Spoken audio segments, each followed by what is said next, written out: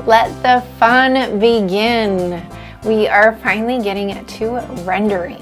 I'm going to show you step by step how to render your flat garment sketches using art markers. Plus, in this assignment, you are going to color up a mini collection so that you can do some merchandising magic. This is an excellent process for any aspiring designer, merchandiser, salesperson, or home sewist. I want you to go ahead and download the free visuals that go along with today's lesson.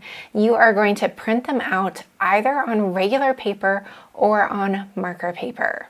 During this process, you can render yours at the same time as I'm rendering mine, but using your own colors. For this exercise, you're going to need between 6 to 10 art markers that look good together. And I recommend using lighter colors to begin with. Most markers turn out much darker once they get to the paper, and it's easier to work with lighter colors until you get more experienced. Now let's jump right in to the step-by-step rendering process. Flat sketches are often left in black and white for portfolio usage or for the garment industry use. And the reason why the sketches are left black and white is because they're also used in the product creation process. And most factories will print the sketches in black and white so that they can see all the details like the top stitching or any sort of buttons, notions, shirring, any sort of details like that. And just by having it black and white, it makes it very clear for the garment makers. One other thing about flat garment sketches is that they're intentionally left with fewer wrinkles. Now, of course, this style has shirring and gathering in it, so it has quite a few wrinkles in here, and we can see it has a slight bit of wrinkle in the sleeve as well. That's to indicate the size and the fullness of the silhouette. But you can see in these garment sketches that they're pretty flat. Now, if these flat garment sketches were on a fashion illustration pose, you would have even more wrinkles and draping lines, indicating how the fabric hangs and how it looks on the body in a movement pose. We don't want to over-render these images because they are meant to represent the garments as if they were flat on the table. They're meant to look more technical than they are artistic. In some cases, when you are creating flat sketches for the garment industry, they could be rendered up at a later stage in the design process. Now I'm going to get into rendering with markers and how I like to layer up those markers in order to get the right aesthetic. To follow along with me, I want you to go ahead and download these free sketches from the fashion design book, and we're going to practice rendering together. Now, if you don't have markers, you can also use colored pencils, but I highly recommend art markers because they blend very nicely. Art markers are different than standard markers, and they're specifically meant to be used with marker paper. In case you don't have marker paper, you can also use standard paper and print this out on either your marker paper or on your standard paper. For this example, I have used this marker paper, which is an A4 size that's similar to letter paper size, and I've set up my printer to accept A4 paper size. And then I've printed out that free download onto each page of marker paper. I've made sure that the top of the pad is on the ink side of the printer.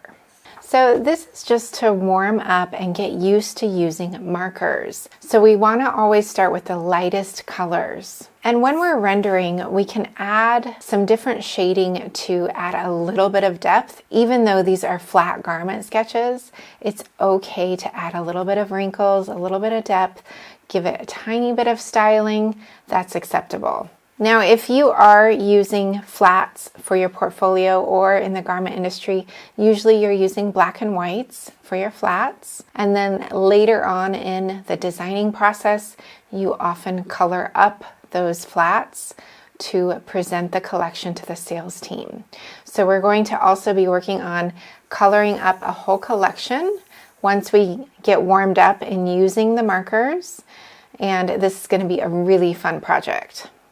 So let's focus on the first page, which we have our separate flats, and then we have our outfits here. So we have a few different colorway options that you can kind of work on to define your color palette. And hopefully you have a few markers to choose from. Now these color cards come along with the sets of markers that you can buy. If you don't have a guide like this, I recommend that you make your own using the markers and writing the numbers down so that you have the corresponding color matching to the code on the marker. And this is a great way to start getting used to what colors you have. And for this exercise, I'm going to be focusing on these as my color palette. It's my favorite purple, and then other colors that kind of go with it and support it. And I'm going to be playing around with those. I might mix a few in as well to complement it a bit more. But for you, you can use any color palette that you choose. Don't use mine. I recommend that you use your own, come up with your own shades that you like, and play around with it. So go ahead and fill in your color cards here as best as you can for the colors that you might want to use, and then you can pick based on those colors. This process does take a little bit of time.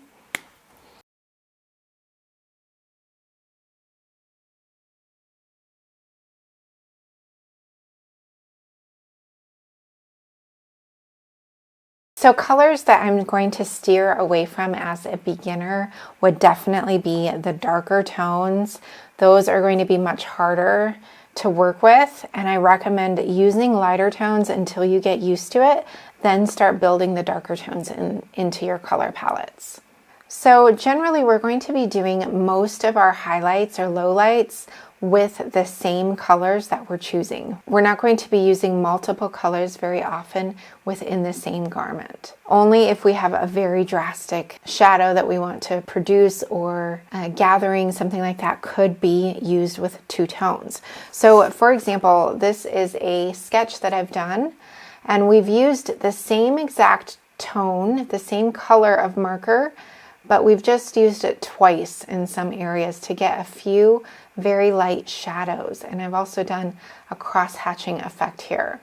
And this, for the tights, we've also used the same exact neutral kind of tan color, but we've just done a second overlay. Now, if I were to do those second overlays as a secondary color, I would get a totally different outcome, and it probably wouldn't look as great until you get really used to using the markers, and then you know which tones blend well together. However, for the ribbing of this area, a ribbing has more depth like this. This is a 2x2 ribbing.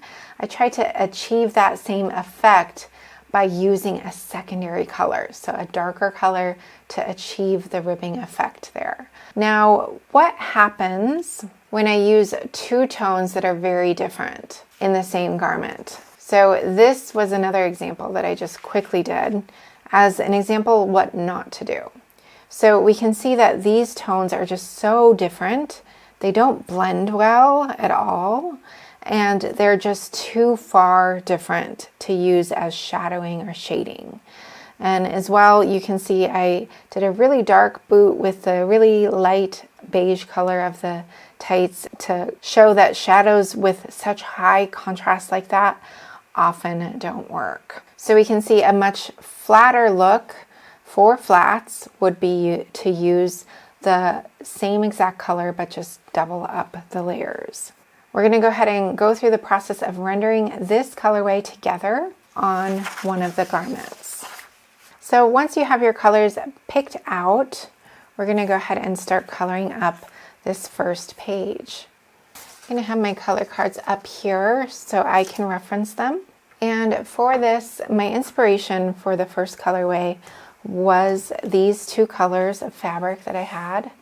And for this first example, this is just standard printer paper. So you can definitely use normal printer paper. And I know a lot of people use it in the garment industry too, because they're just making quick photocopies of one sketch and then they're doing multiple different colorways, like what we're just going to do right now. So it's definitely possible to use standard paper. And we're going to start with the lightest colors first. Now, between these two colors, my markers aren't exactly these colors, but this was the inspiration of what I wanted to go in that direction. So we can start with any of the tops. We're going to start with maybe the sweater vest. I'm going to be using the brush side of my marker instead of the broad point here.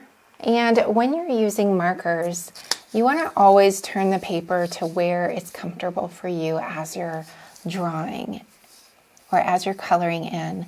And markers tend to expand as you're using them. So keep in mind that if you go all the way to the edge and with the tip, you don't want to be pressing too hard because the ink will spread just slightly. And we need to work fairly fast when we're using the markers. If we don't work fast enough, it won't blend as well. So we're going to kind of go to the edges of the garment and we're going to follow the lines down. If you make it outside of the line at all, don't worry about that. This is just why we're practicing. We're going to follow this around and we're going to work on one half and kind of work our way over. We don't want to go around the entire outline of the garment because that will show then later as we're going on. I am going to go ahead and start this down here though. And now I'm going to start in a downward upward motion, working in as quickly as I can. We always want to start on one end and go over to the other end. So if you're left-handed, you might want to be starting on the right and going toward the left. Okay, we're going to let that dry and we're going to continue on to the tights. I am going to allow a slight bit of white coming through. Generally, when we don't color in the entire section, it means that there might be a slight sheen to the fabric, or it could just be that we want to add a slight bit more depth to the garment. So by leaving a little bit of white, it allows a little bit more depth as well. If we had white mixed in with a really dark color, it would definitely indicate a shiny fabric. If we have white mixed in with a lighter color, it tends to add a slight bit of depth, which is okay. Well, I've accidentally started with a darker color, so we're going to go with a darker color here. And then I'll go with the lighter beige for one of the other colorways. So we're going to start at the top of the waistband. We have pretty dark brown here. So since it is a dark color, I'm not going to add white to this, which usually will leave a little bit of white over here to give that example later. All right, so we're going to continue working all the way down. These lines aren't going to show up as much, the black lines anymore, because the marker is so dark. Okay, and I'm actually going to keep going, working my way down and back up. Now, when you're normally drawing, you're not going to have these black outlines of the drawing. That means that even if you make it slightly outside of your pencil lines, you can always improve those edges afterward with a fine-tipped black marker. So that is the advantage of drawing those sketches beforehand. And if you make it slightly outside of those lines, you can usually make it work with the outline. Now we have a slight bit of shading already going on, but this is okay. It adds a slight bit of depth. Now we're going to go ahead and do the top. So the top, I am going to add a little bit of white coming through on the highlights of where I want the garment to look slightly raised. Or if a person was wearing it, how would it look as far as the light hitting it? So when we're doing any sort of white highlights or lowlights with adding another layer of marker on top, the lowlights indicate shadows and the highlights indicate where the light is hitting. So we have to think about where the light is going to be hitting. Is it going to be hitting directly on? Is it coming from above and to the side, or from this direction into the side? And where is that light source? Wherever the light source is coming from, that's where the white is going to show up, or any lighter colors. And if we imagine that the body is in there, then the shadows would be toward the other direction of the light source. So for example, I'm going to place the light source kind of in the foreground of the person so that we can get shadows on both sides, but it's going to be slightly over to the right. So we imagine the light source is over here going down, shadows would be caused on this side, it would be caused slightly on this side because the arm is there. And we're going to leave a few white spots in that direction of that light source. So I'm going to start over here to the right. And I'm going to leave a little bit of light on the upper portion of that fold.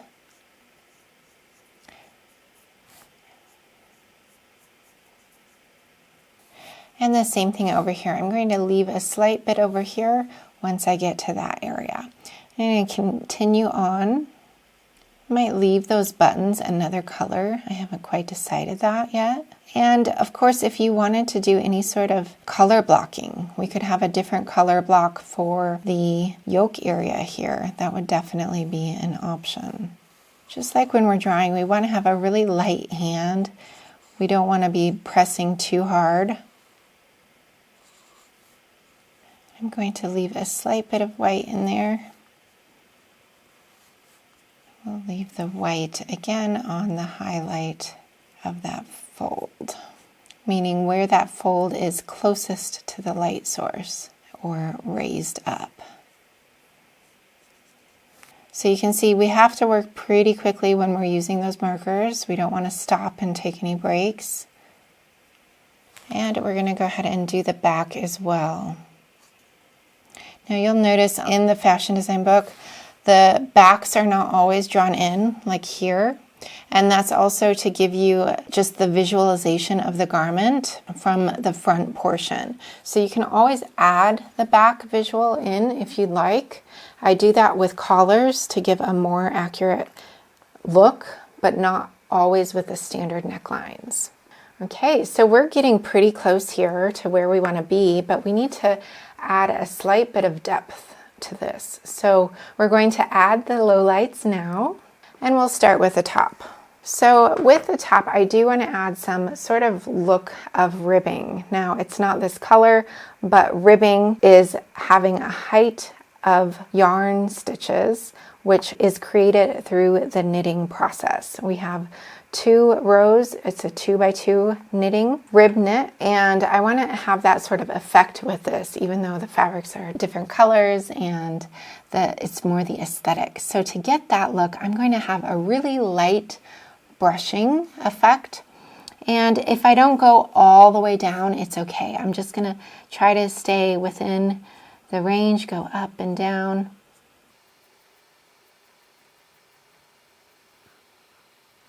Okay, and then the same thing with the neckline. Really, really light, tiny little stripes, and these little armhole ribbings. Now that's just my own touch to it. You don't have to imagine those as separate pieces.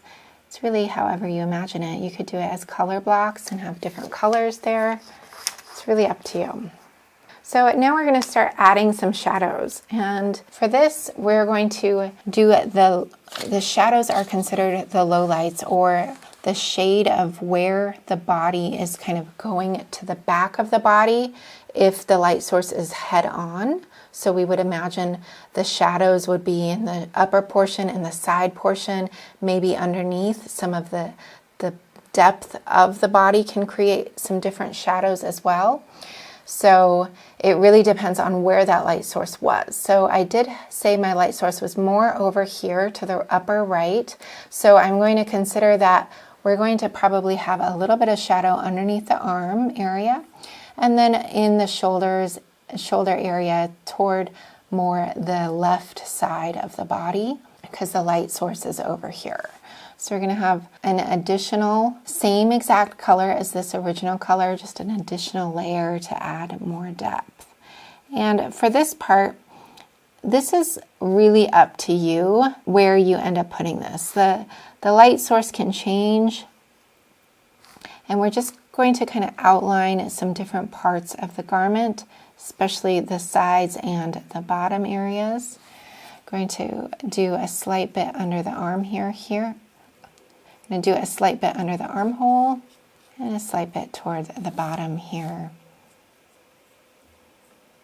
Now, if I wanted to, I can also add any sort of bust reference points, meaning that the light source is above and the bust is creating some sort of a shadow underneath.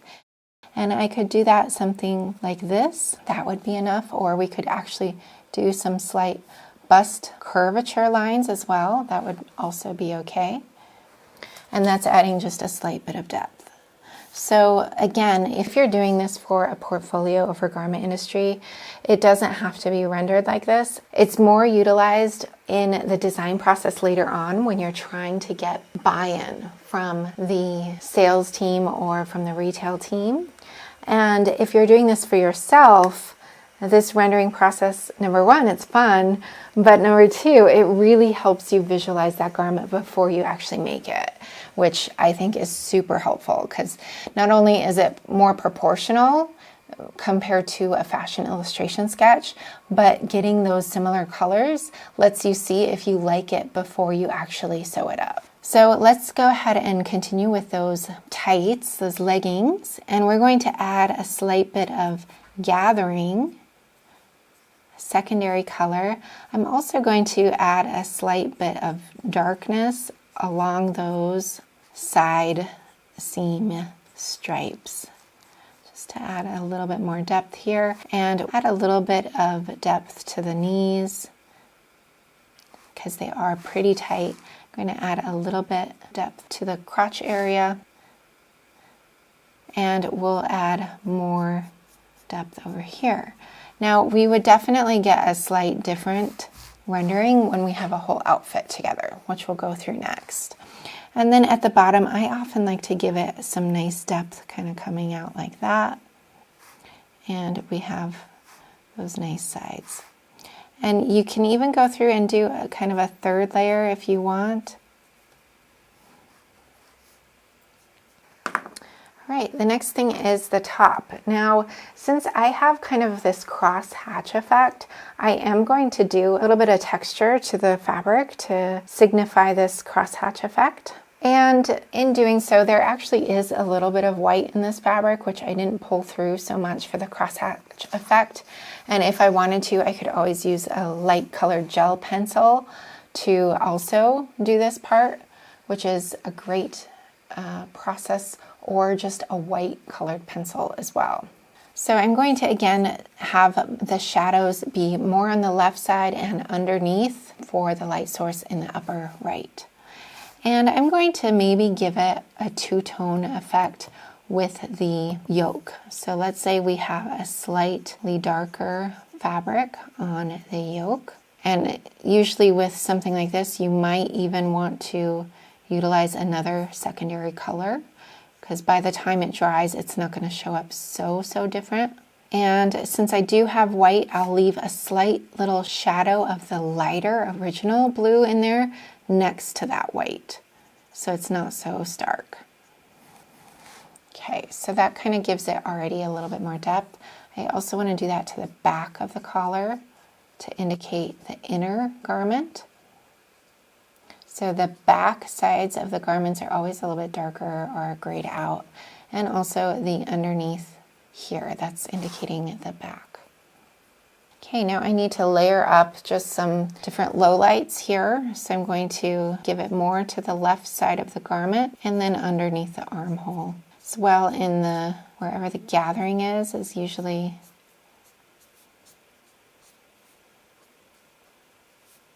and then a little wrinkle for the cuff. The other side at the same time.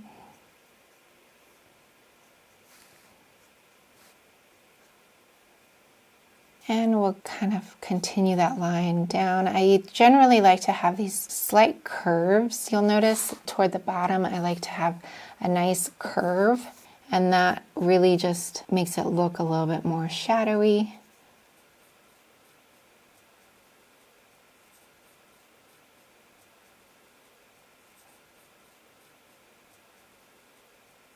So for this crosshatch effect, you could definitely use any sort of colored pencil. White color pencil would also pull out some of the whites. And I actually don't have any great colored pencils, so I could use a pencil. That would be one option, and just create a little crosshatch effect, or just use the marker. So I think I'm going to go ahead and use the marker and create really, really fine, light as I can, quick crosshatch effect. And we often will allow the lines to kind of hang off on their own and do something like that. So we can see we're kind of creating just in a few locations. It's not all over, and that's really often in patterns that are all over patterns. We're just hitting it up in a few areas to indicate the texture of the fabric. So that's enough. We've just done a little bit there and we're good to go. Now with these, since it's not super low lighted here, I could take another probably darker color or even a gray color to darken that up. And that's what gets really difficult with the dark colors is, for one, there aren't a lot of dark color options to choose from in the markers usually. But then two, it's getting that depth that you might want. And for a flat, this would be totally good. Even more than good for a flat sketch. But if you were going to do this on a fashion illustration sketch, we'd probably want to deepen up those lines. So I'm using a dark gray here.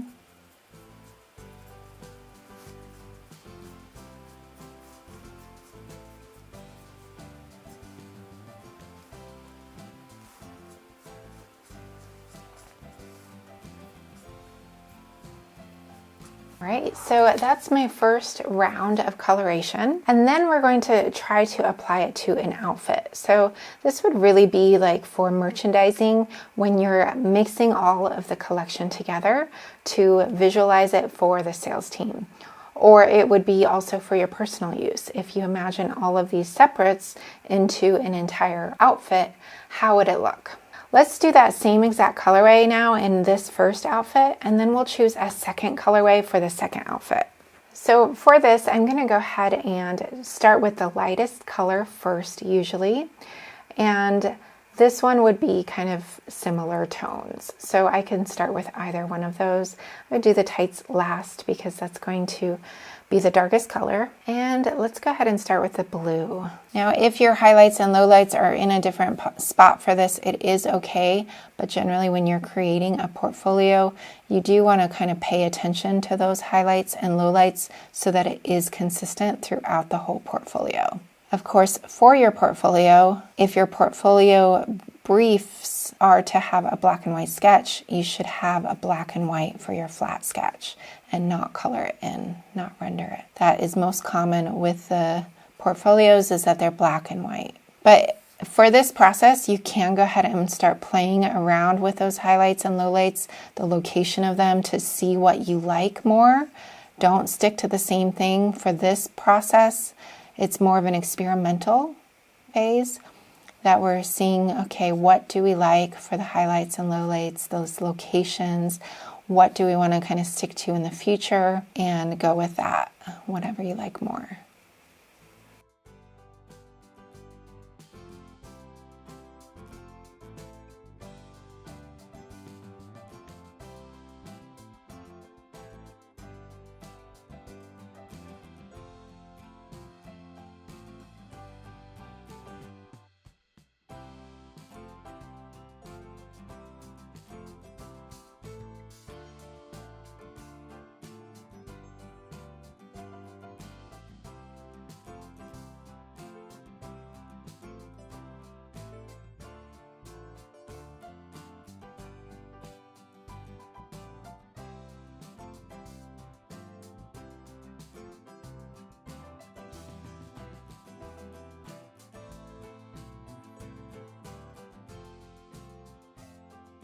So now I'm going to go ahead and render this up with the second layer. So we'll start with the blue now.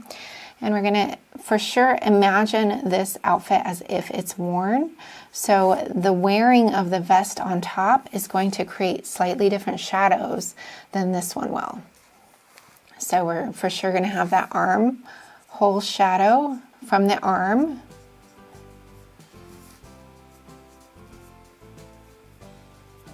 Gonna have the inner collar darker.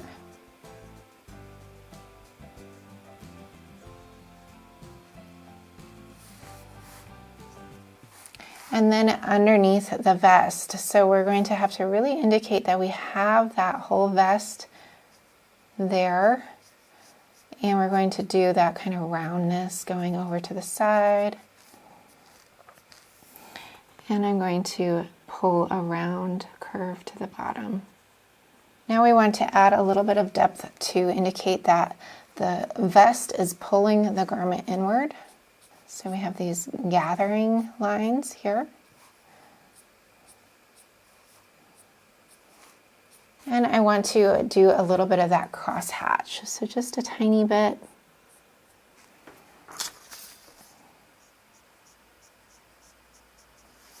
And then up here as well. And you can do different sort of renderings like that. Whenever you see the fabric, we kind of imagine how that fabric is going to look and try to mimic that sort of effect onto the garment. Okay, I'm going to do that same thing with the ribbing over here.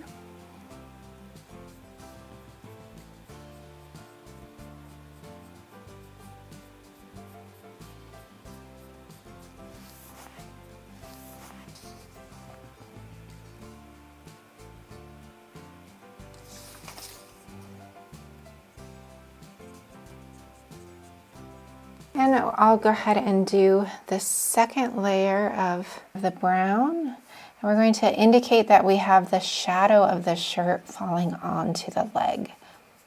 We also have those knees popping out just a little bit.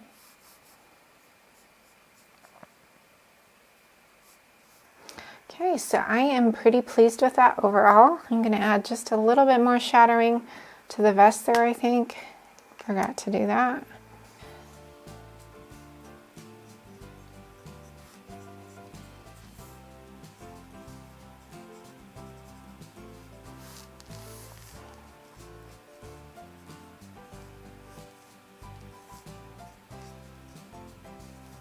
All right, I think we're pretty good with that. That's definitely indicating a little bit more wrinkles than I wanted to right there, but it's okay. I think we've got it. All right, let's move on to another colorway. I want you to do this one on your own now, choosing a different colorway, but I wanted to go in line with this collection. So it's the same exact garments, but it would be offered in a secondary color. It can't be too far off from what you first chose. If it's totally different, it won't look like it's in the same collection. So the tones of the colors really matter, and choose your colors based on your color card now and go with another option.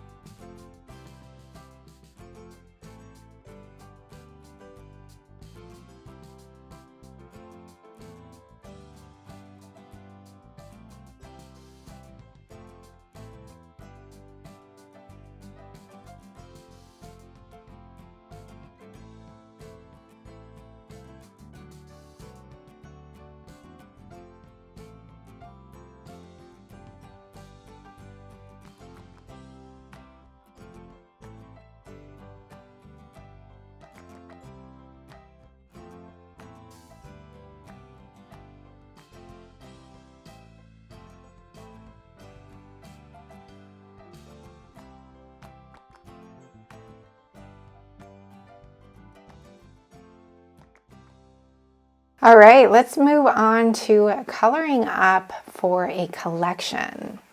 This is a mini collection, or it can also be called a capsule collection, meaning it's the essentials of what you would need in order to mix and match a whole bunch of different items together. I want you to take the colorways that you love from the first exercise and consider those in your capsule collection here. Even if you would not normally wear all of these items, it is just for the sake of doing the rendering and getting used to using markers. So whether you want to use your favorites from up here and apply them down here again, or come up with new colors, this is up to you.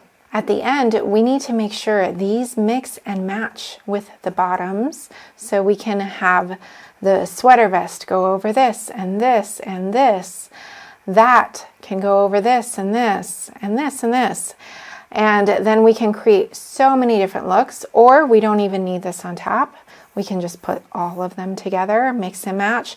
At the end, we are going to decide what goes together, and it's going to be a fun merchandising activity. So do your best. Choose, I would say, between 4 to 6 colors maximum, and definitely choose a couple neutral colors in there. So you want maybe, let's say, 2 to 4 neutral colors, and then only 2 or 3 pop colors, I would say.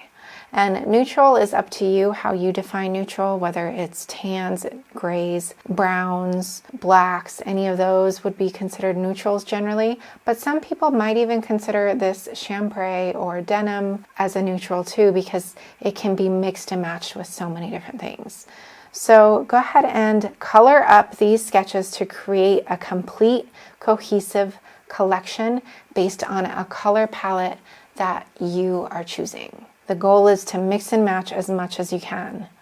The process of mixing and matching items helps you visualize the entire collection, whether it's for your own wardrobe, your clients, or a company that you're working for.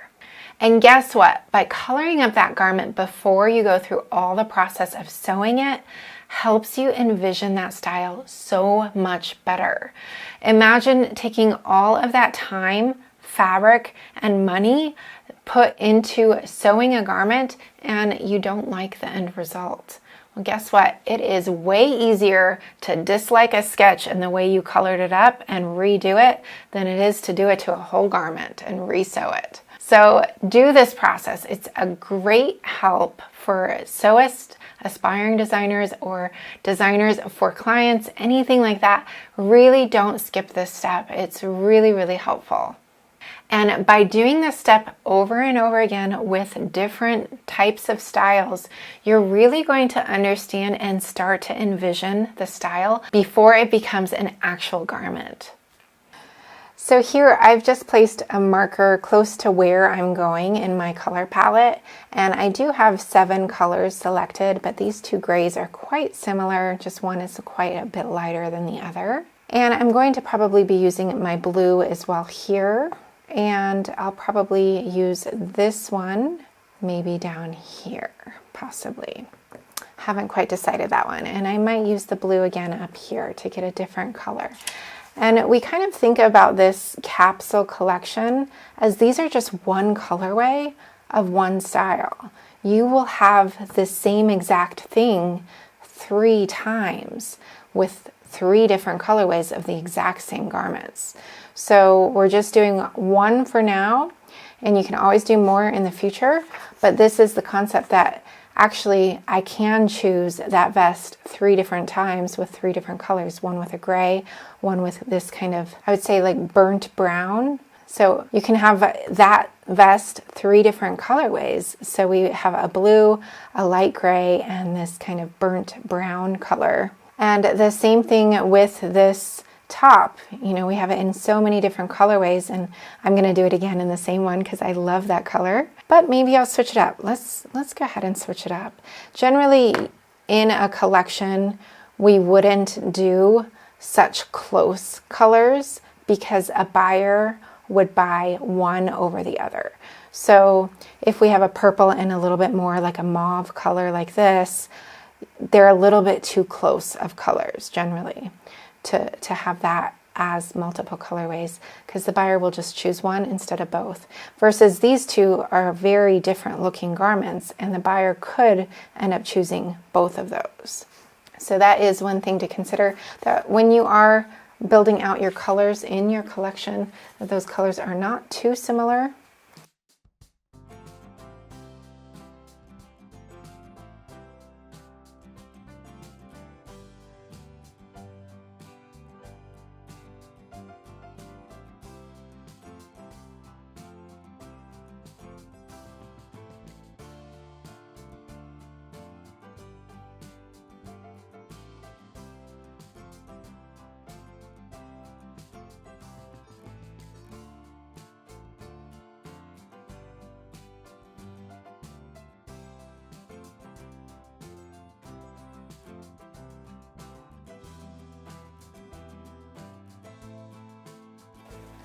In this process, I want you to really try to practice leaving some white areas. This is sometimes the hardest thing for people to do, but until you practice it, it won't set in as a styling way or as a styling tool.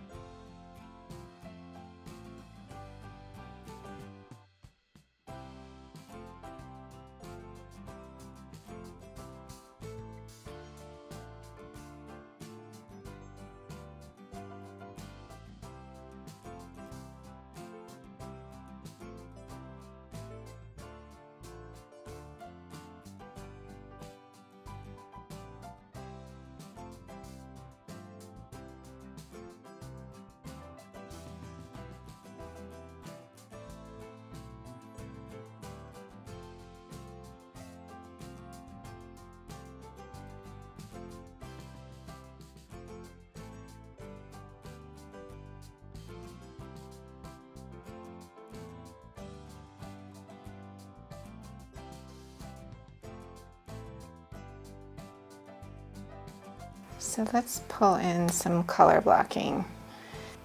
I didn't really plan on doing the color blocking, but now that one style is color blocked, the rest of the collection looks funny without it.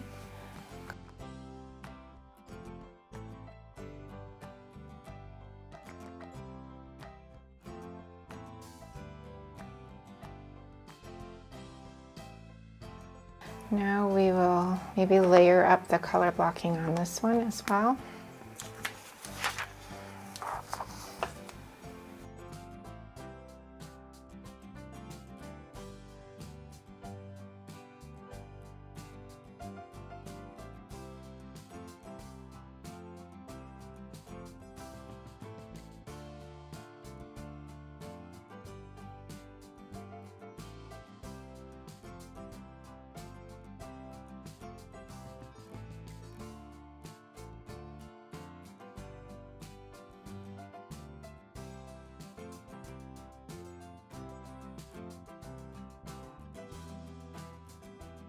Okay, we're going to use the darker gray on this one maybe here. That one's looking kind of like a lone wolf a bit. Or do I use the tan? Let's go with the tan.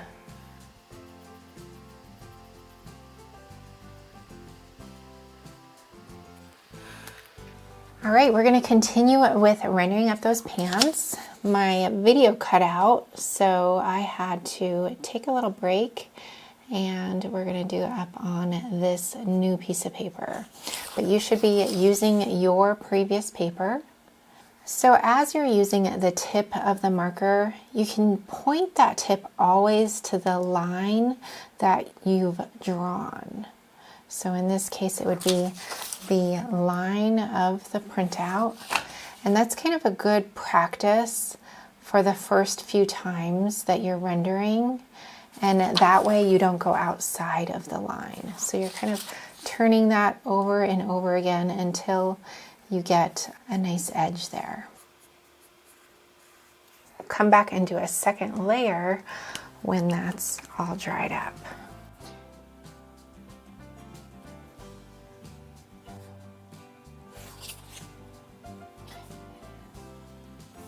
Now, after a while, you don't always have to turn the paper. You'll get used to it without doing that, but it is a nice practice to turn that paper, get the point of the marker going toward the line that you've drawn.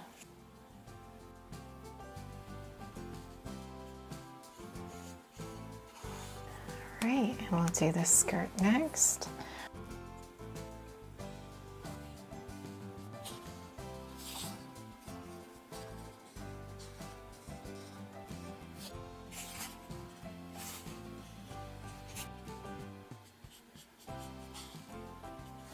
All right, now we're going to go back and layer up the tones, kind of hitting the dark shadow sides on the left, getting a little bit underneath the knees, maybe a little bit at the rise.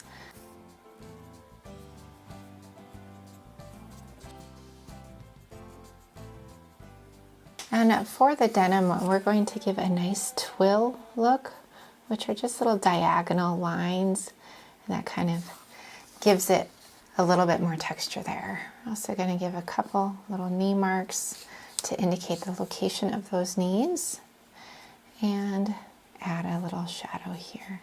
And you can always play around with those shadows. Maybe you always like to have it on the left, maybe sometimes on the left and the right. It really just depends on where your preference is. And of course, we are always thinking about where that light source is coming from. I'll do this nice little shadow here for the pockets, and also those pleats, a little bit of shadow there. Kind of come down on that side. I'm going to add a little bit on the inner leg to indicate that it's a little bit looser of a style. A little shadowing there gives it a little bit more depth.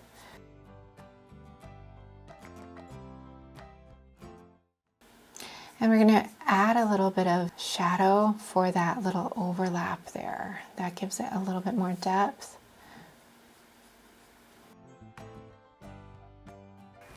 Okay, so I've gotten through the rendering project for the little capsule collection. And looking at it, I really don't like this colorway.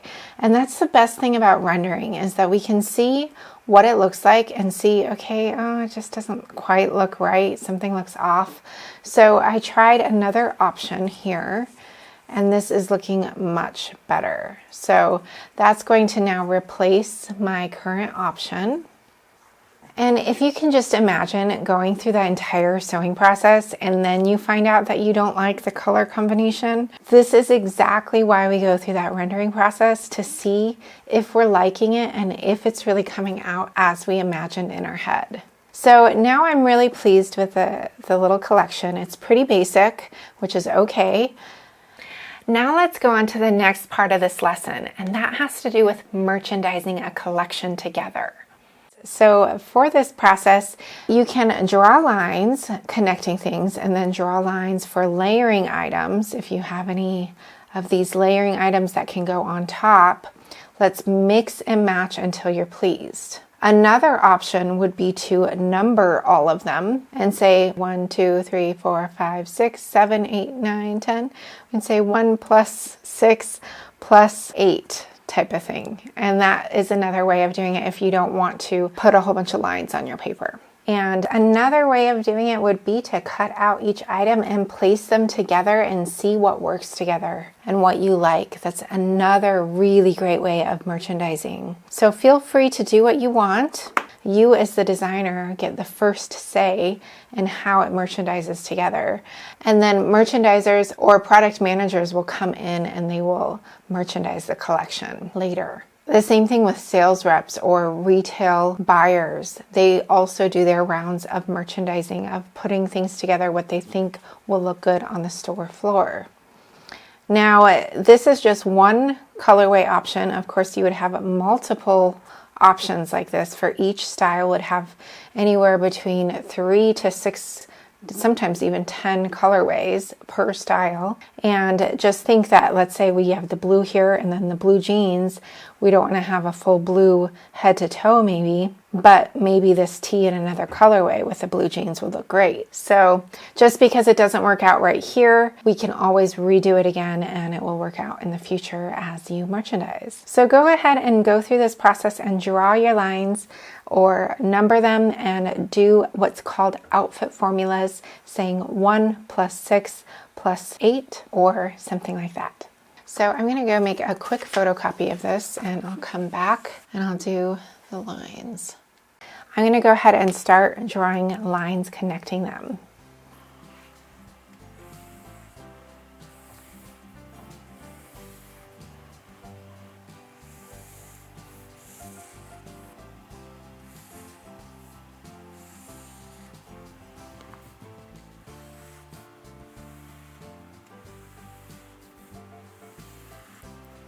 Now, if you're not able to use every garment together, that is okay. They don't all have to go together.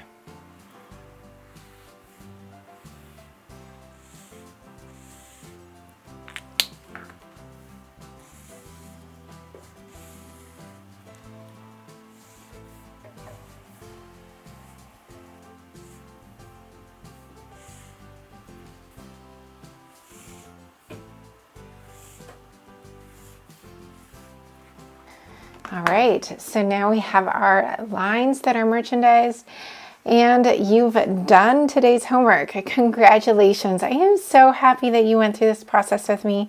I hope you've enjoyed it and I hope it's helped you mix and match your collection. So now that you understand a mini collection, you can start to think about how you might apply it to your own wardrobe or to any collection that you're working on. And always think about that mixing and matching. We don't want to have one-off styles that don't go with anything in our collection.